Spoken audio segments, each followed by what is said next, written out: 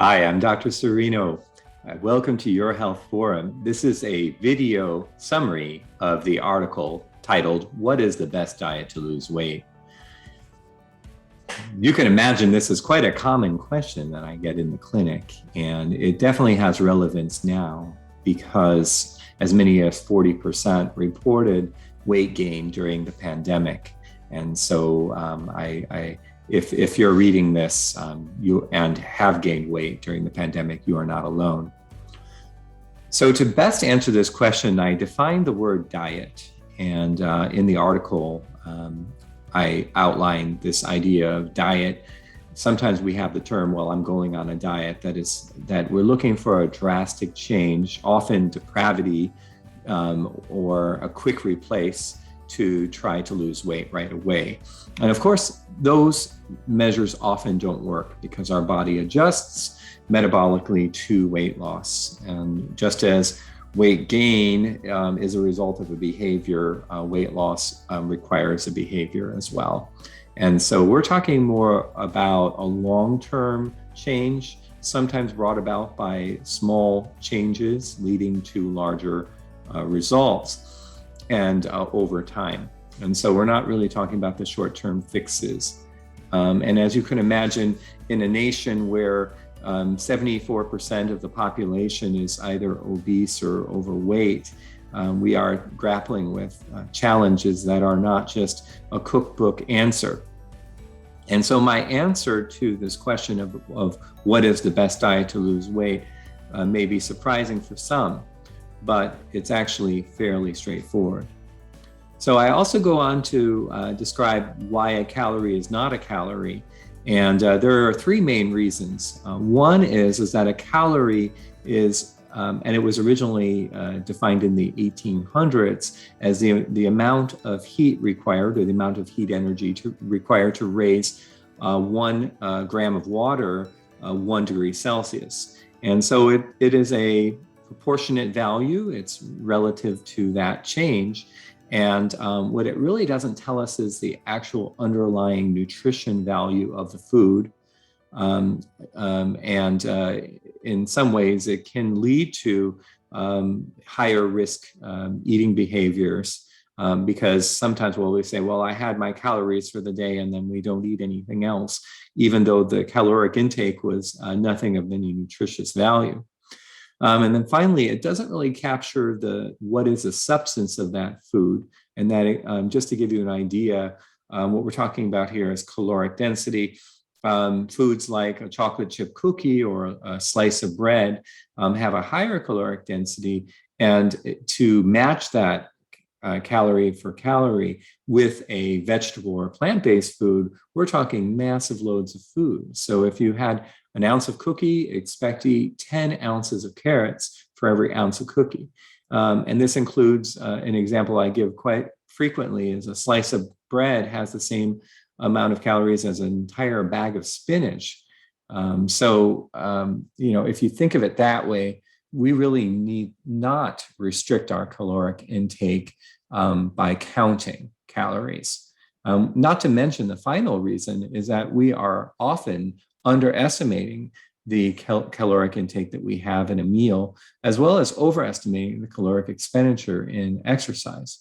So for those three main reasons, number one is that a calorie is really just a measurement that requires, it's more just like a surrogate marker for how much energy it takes to break down a food. It really doesn't talk about the nutrition value.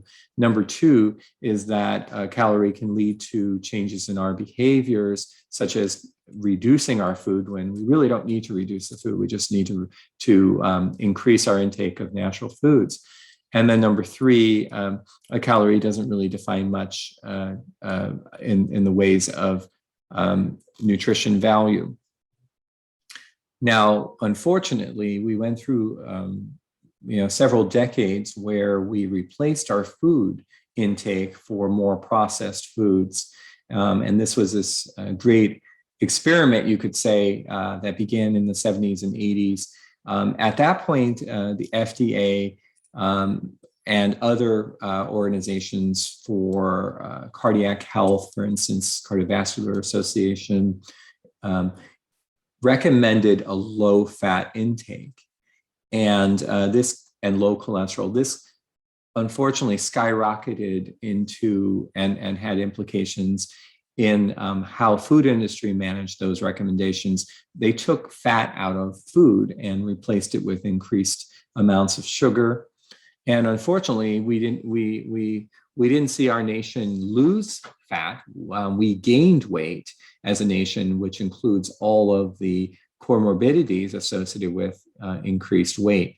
And so about 74% of the adult population is either overweight or obese in the United States. And this unfortunately has trickled down to our children and adolescents between the ages of 2 and 19. 20% are in the obese category. And this isn't just widespread, it disproportionately affects the Hispanic population in the United States, as well as African Americans. And then unfortunately, along with this diet, almost 60% of the typical American diet is processed food. We're also drinking, washing our food down with sugary drinks. Almost 50% of the population drinks a can of soda a day. So this is unfortunately the ramifications of watching fat intake, and probably to some extent counting calories. So what is the best diet to lose weight? So the short answer to this is any diet that is high in natural food, regardless of the macronutrient components.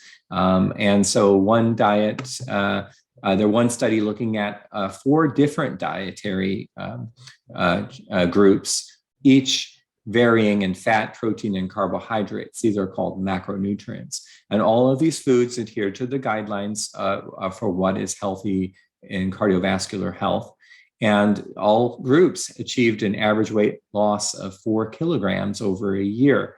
And to add to the value is group sessions. Those that were participating in the group sessions had a better yield in weight loss. So summary here is that any diet, as long as it is in that natural food diet, is capable of allowing us to lose weight. And number 2 is group sessions strengthen our ability to lose weight. I guess that's one of the reasons why Weight Watchers work so well as the fact that they package that you can only eat their food. So there's some, it does generally limit the intake of food. What about macronutrient adjustments? So the short answer to this is worry less about limiting a certain type of macronutrient and put more emphasis on the composition of the food. So one way of looking at this is try to avoid processed foods. Now, processed foods are high in processed fats and carbohydrates.